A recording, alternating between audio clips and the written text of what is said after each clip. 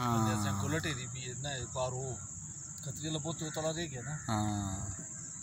अस्सलाम वालेकुम वीडियो, ये देखें गोला टेरी या छपड़े के नीचे से मोटरवे का शानदार व्यू। ये सामने आपको इज़ारा यूनिवर्सिटी का कैंपस नज़र आ रहा है, ये दौड़ नज़र आ रही है और ये मकामी लोगों के मवेशी चरते हुए आपको नज़र आ रहे होंगे।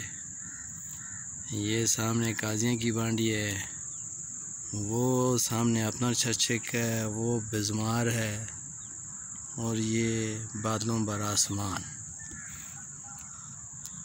और ये सामने हवेलियाँ का बाज़ार और ये मोटरवे, ये सामने पहाड़ हैं और ये देखें ये खोखर इंटरचेंज का खूबसूरत व्यू।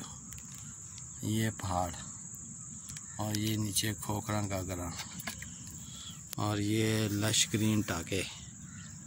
आपका इंतज़ार कर रहे हैं कि कब परदेसी आएंगे हमें इसको काटने के लिए। तो अब आप परदेसी जल्दी जल्दी अपना जो है ना वीज़ा अपना टिकट लें और आ जाएं, घास आपके लिए तैयार है।